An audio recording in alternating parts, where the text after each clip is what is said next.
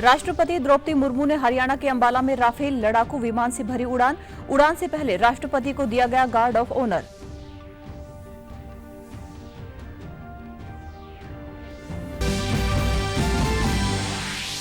केंद्र सरकार ने चालू रबी सीजन के लिए फॉस्फेटिक और पोटाशिक उर्वरकों पर सब्सिडी दरों को दी मंजूरी। किसानों को सस्ती कीमत पर डीएपी और अन्य उर्वरक होंगे उपलब्ध।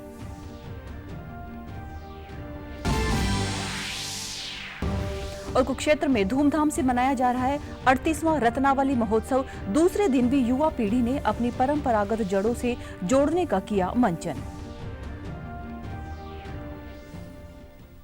नमस्कार, मैं हूं पायल भंडारी, चंडीगढ़ से आपका स्वागत है और अब समाचार विस्तार से।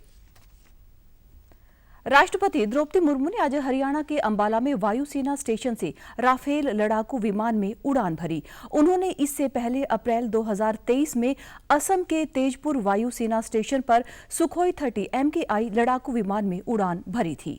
उड़ान भरने से पहले अंबाला एयरफोर्स स्टेशन पर राष्ट्रपति द्रौपदी मुर्मू को गार्ड ऑफ ऑनर दिया गया। उसके बाद उन्होंने परेड का निरीक्षण किया। उन्होंने जवानों से मुलाकात कर एयरफोर्स स्टेशन की यूनिट्स का भी निरीक्षण किया। केंद्रीय कैबिनेट ने चालू रबी सीजन के लिए फॉस्फेटिक और पोटाशिक उर्वरकों पर पोषक तत्व आधारित सब्सिडी दरों को अपनी मंजूरी दी है। केंद्रीय मंत्री अश्विनी वैष्णव ने कल कैबिनेट के फैसलों पर जानकारी देते हुए कहा कि प्रधानमंत्री नरेंद्र मोदी की अध्यक्षता में हुई केंद्रीय मंत्रिमंडल की बैठक में उर्वरक विभाग के प्रस्ताव को मंजूरी दी गई है। इस पर लगभग 38,000 करोड़ रुपए खर्च होंगे, जो आवश्यकता से 736 करोड़ रुपए अधिक है। उन्होंने बताया कि यह सब्सिडी अगले वर्ष मार्च तक प्रदान की जाएगी ताकि किसानों को सस्ती कीमत पर डीएपी और अन्य उर्वरक सुचारू रूप से उपलब्ध कराए जा सके। आज जो फैसला लिया गया है वो है जो हमारे न्यूट्रिएंट बेस्ड सब्सिडी स्कीम, उसके अंडर जो बैलेंस्ड यूज करने के हिसाब से जो डिसाइड होता है वो आज डिसाइड किया गया है। और फॉस्फोरस, पोटैश और सल्फर के रुपीस पर किलोग्राम, नाइट्रोजन का भी NPKS, इनका रुपीस पर किलोग्राम के ये प्राइसेस डिसाइड हुए। केंद्रीय मंत्री अश्विनी वैष्णव ने आगे बताया कि मंत्रिमंडल ने 8वें वेतन आयोग के विचाराधीन विषयों को भी स्वीकृति दे दी है। 8वां वेतन आयोग एक अस्थायी निकाय होगा जो अपने गठन की तिथि से 18 महीनों के भीतर अपनी सिफारिशें देगा। केंद्र सरकार ने अपने कर्मचारियों के लिए जनवरी में 8वें वेतन आयोग के गठन की घोषणा की थी, जिसकी सिफारिशें अगले वर्ष 1 जनवरी से लागू होना अपेक्षित है। 8 पे कमीशन का कॉम्पोजिशन और उसमें क्या टर्म्स ऑफ रेफरेंस रहेंगे, कितना टाइम पीरियड रहेगा, वो सारा आज अप्रूवल हुआ। और ये बहुत बड़ा महत्वपूर्ण फैसला है। आपको पता है कि अभी हाल ही में जनवरी में ही इन प्रिंसिपल अप्रूवल हुआ था कि किस तरह से 8 पे कमीशन का फॉर्मेशन किया जाए, और इतने कम समय में 8 सेंट्रल पे कमीशन का गठन भी कर दिया गया। कुरुक्षेत्र विश्वविद्यालय में 38वें रत्नावली महोत्सव का शुभारंभ किया गया। दूसरे दिन भी युवाओं ने प्रदेश की गौरवशाली विरासत, माटी की महक और लोक जीवन की झांकियां अपने नृत्य और प्रतिभाव से उजागर की। रत्नावली में भाग लेने आई शालिनी ने रागिनी गाकर लोगों का मनोरंजन किया और उन्होंने कहा कि रत्नावली एक बहुत अच्छा माध्यम है जिससे हम युवा अपनी विरासत के साथ जुड़ सकते हैं।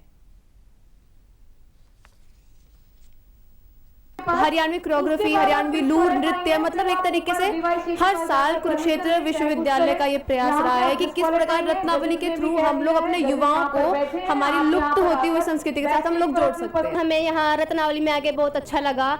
जो हमारी परफॉर्मेंस थी वो भी हमने पूरी हिम्मत से और पूरी मेहनत से दी है। हरियाणवी पॉप, इसमें जो सॉन्ग होता है वो तो हरियाणवी होता है और जो डांस के स्टेप्स होते हैं वो वेस्टर्न होते हैं। और यहाँ का एक्सपीरियंस बहुत ही अद्भुत रहा। जो रत्नावली ने हमें स्टेज दिया है, मजा आ गया जी परफॉर्म करके, बिल्कुल लत गाड़ दिया जी बिल्कुल। आज मैंने हरियाणवी डिक्लेमेशन में पार्टिसिपेट किया है, जिसके अंतर्गत मैंने हरियाणा में जो भी शिक्षा की कमी है, देखिए हरियाणा बढ़ तो रहा है, हर क्षेत्र में बढ़ रहा है, पर कहीं ना कहीं कमी भी बहुत बची हुई है अभी। तो हमने बात करी कि कैसे टीचर्स के ऊपर बहुत ज़्यादा दबाव है आज के टाइम पे, पेपर वर्क बहुत ज़्यादा है, कंप्यूटर लैब्स खाली पड़े हैं, प्रैक्टिकल वर्क पर कम जोर दिया जा रहा है। और साथ ही स्कूलों में सुरक्षा के बारे में भी मैंने बात बताया कि कैसे सुरक्षा पर पंजाब के राज्यपाल और चंडीगढ़ के प्रशासक गुलाब चंद कटारिया ने पंजाब राजभवन चंडीगढ़ में मीडिया के प्रतिनिधियों के साथ मुलाकात की। इस अवसर पर पंजाब और केंद्र शासित चंडीगढ़ के विकास, जन कल्याण और पारदर्शी संवाद को और सशक्त बनाने के लिए विषय पर रचनात्मक व सार्थक चर्चा की गई। इस दौरान राज्यपाल ने मीडिया को लोकतंत्र का चौथा स्तंभ बताते हुए समाज के कल्याण में इसके योगदान की सराहना भी की। पंजाब पुलिस की एंटी गैंगस्टर टास्क फोर्स ने आम लोगों को धमकियां और उनसे जबरदस्ती वसूली के लिए संगठित अपराध की शिकायत दर्ज करवाने के टोल फ्री हेल्पलाइन नंबर 1800-330-1100 शुरू किया है। पंजाब के डीजीपी गौरव यादव ने इस बारे में जानकारी साझा करते हुए बताया कि यह नागरिकों के लिए एक ऐसा माध्यम है जो उनकी पहचान गुप्त रखता है। इसका नंबर 1800-330-1100 1800-330-1100 है। ਇਹ ਜਿਹੜੀ 112 ਦੇ ਇਨਫਰਾਸਟ੍ਰਕਚਰ ਨੂੰ ਯੂਟਿਲਾਈਜ਼ ਕਰੂਗੀ, ਪਰ ਕਾਲਸ ਇੰਡੀਪੈਂਡੈਂਟ ਲੈਂਡ ਹੋਣਗੀ ਤੇ ਟੇਕਅਪ ਕੀਤੀ ਜਾ ਸਕਦੀ ਹੈ। ਤੇ ਮੈਂ ਸਾਰਿਆਂ ਨੂੰ ਅਪੀਲ ਕਰਾਂਗਾ ਕਿ ਤੁਹਾਡੀ ਆਇਡੈਂਟੀਟੀ ਜਿਹੜੀ ਐਨੋਨਿਮਸ ਰੱਖੀ ਜਾਊਗੀ ਤੇ ਤੁਸੀਂ ਖੁੱਲ੍ਹ ਕਰ, ਮੈਂ ਸਿਟੀਜ਼ਨਸ ਨੂੰ ਅਪੀਲ ਕਰਾਂਗਾ ਕਿ ਖੁੱਲ੍ਹ ਕਰ ਇਹ ਜਿਹੜੀ ਨਵੀਂ ਹੈਲਪਲਾਈਨ ਲਾਂਚ ਕੀਤੀ ਜਾ ਰਹੀ ਹੈ, ਇਸ ਤੇ ਤੁਸੀਂ ਆਰਗੇਨਾਈਜ਼ਡ ਕ੍ਰਿਮੀਨਲ ਐਕਟੀਵਿਟੀ, ਕੋਈ ਐਕਸਟੋਰਸ਼ਨ ਦੀ ਕਾਲ ਆਉਂਦੀ ਹੈ, ਤੁਹਾਨੂੰ ਕੋਈ ਗੈਂਗਸਟਰ ਰਿਲੇਟਡ ਕ੍ਰਾਈਮ ਦੀ ਇਨਫੋਰਮੇਸ਼ਨ ਤੁਹਾਡੇ ਕੋਲ ਹੈ, ਜਾਂ ਕੋਈ ਤੁਸੀਂ ਸੀਕ੍ਰੇਟ ਇਨਫੋਰਮੇਸ਼ਨ ਪੁਲਿਸ ਨਾਲ ਸ਼ੇਅਰ ਕਰਨਾ ਚਾਹੁੰਦੇ ਹੋ, तो तुसी इस हेल्पलाइन का इस्तेमाल करो, कॉल करो।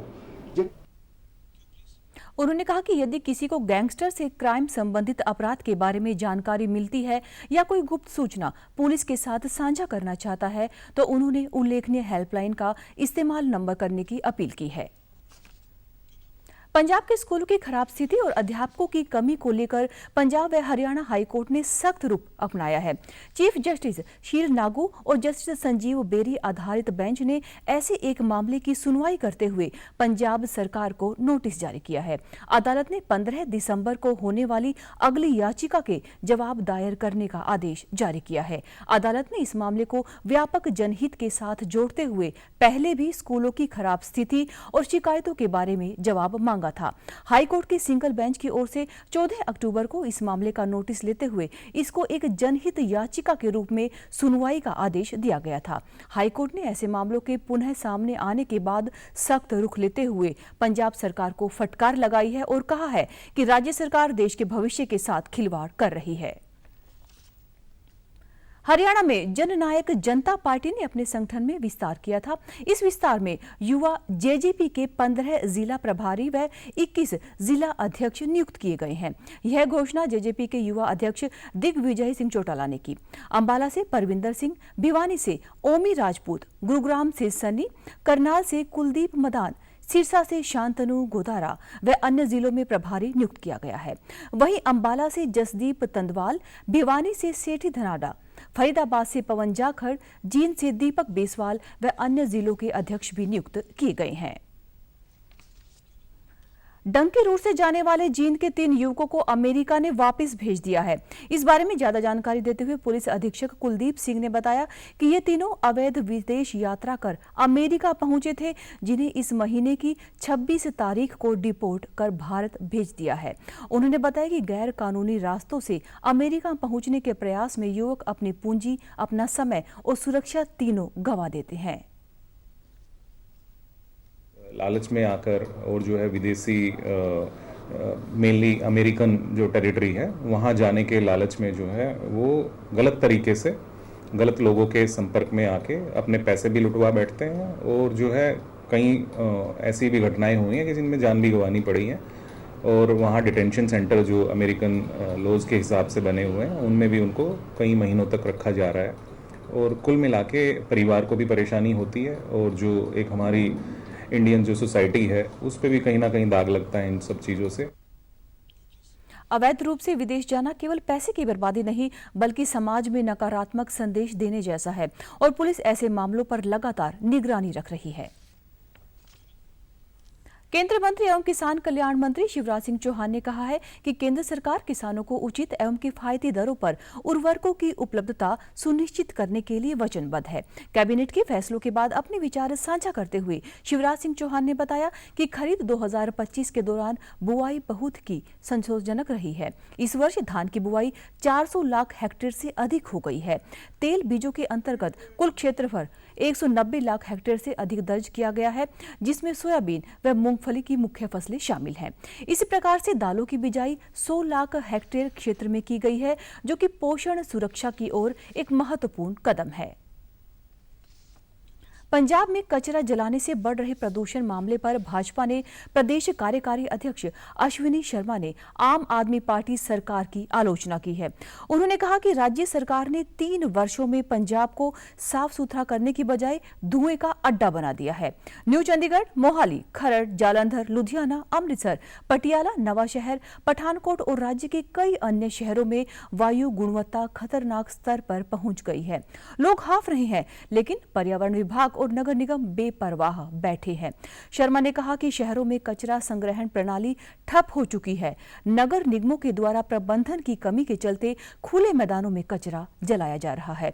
इससे कार्बन मोनोऑक्साइड और अन्य जहरीले तत्व फैल रहे हैं, जिससे कि बच्चों और बुजुर्गों के स्वास्थ्य का गंभीर रूप से प्रभावित नुकसान हो रहा है। उन्होंने कहा कि आप सरकार ने जिन शहरों को स्मार्ट बनाने के दावे किए थे, आज वहां पर कचरा और स्मार्ट धुआं ही दिखाई देता है। शर्मा ने चेतावनी दी कि यदि राज्य सरकार ने तत्काल प्रदूषण नियंत्रण और अपशिष्ट प्रबंधन के लिए ढंग की योजना न बनाई तो भाजपा राज्य आंदोलन शुरू करेगी। केंद्रीय रेल राज्य मंत्री रवनीत सिंह बिट्टू ने केंद्रीय मंत्रिमंडल की ओर से गैर यूरिया खाद्यों के लिए सब्सिडी मंजूर किए जाने को किसानों के हित में एक बड़ा फैसला बताया है।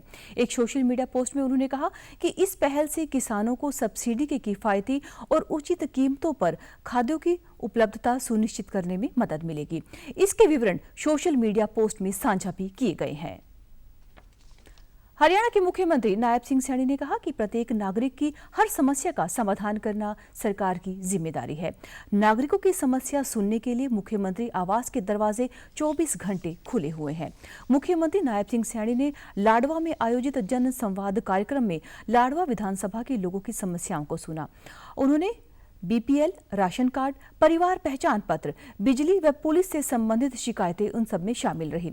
मुख्यमंत्री ने समस्याएं सुनने के बाद पीडब्ल्यूडी रेस्ट हाउस परिसर में पौधारोपण भी किया।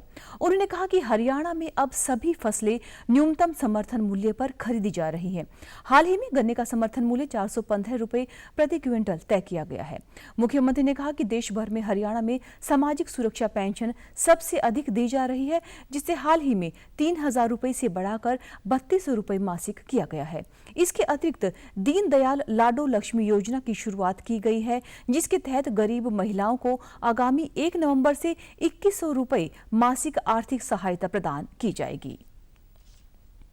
चंडीगढ़ में कल राजनीतिक दलों के प्रतिनिधियों की बैठक डीसी निशांत कुमार यादव की अध्यक्षता में हुई, जिसमें मतदान केंद्रों के पुनर्गठन तथा बूथ लेवल एजेंटों की नियुक्ति की समीक्षा की गई। बैठक के दौरान बताया गया कि भारत निर्वाचन आयोग के दिशा निर्देशों के अनुसार चंडीगढ़ के सभी मतदान केंद्रों का पुनर्गठन किया गया है, ताकि प्रत्येक मतदान केंद्र पर मतदाताओं की औसत संख्या 1200 से कम रखी जा सके। इस पुनर्गठन प्रक्रिया के तहत मतदाताओं की सुविधा को ध्यान में रखते हुए 10 नए मतदान केंद्र स्थापित किए गए हैं। इसके अतिरिक्त सेक्टर 54 में मतदान केंद्र को आदर्श कॉलोनी के ध्वस्तीकरण के कारण हटाया गया है, जबकि सेक्टर 52 में स्थित मतदान केंद्र को कम संख्या में मतदाताओं और उनके निवास स्थान से अधिक दूरी के कारण समाप्त किया गया है। साथ ही मनीमाजरा क्षेत्र को निर्वाचन उद्देश्यों के लिए अब सेक्टर 13 के रूप में पुनः नामित किया गया है। इस प्रक्रिया के पूरा होने के बाद आगामी चुनावों के लिए कुल 622 मतदान केंद्र अंतिम रूप से निर्धारित किए गए हैं। डीसी ने सभी मान्यता प्राप्त राजनीतिक दलों से समय पर बूथ लेवल एजेंटों की नियुक्ति सुनिश्चित करने पर भी जोर दिया है। और आप हमारे समाचार YouTube channel DD news Chandigarh, Facebook DD news Chandigarh और सोशल मीडिया एक्स व डीडी न्यूज CHD पर भी देख सकते हैं।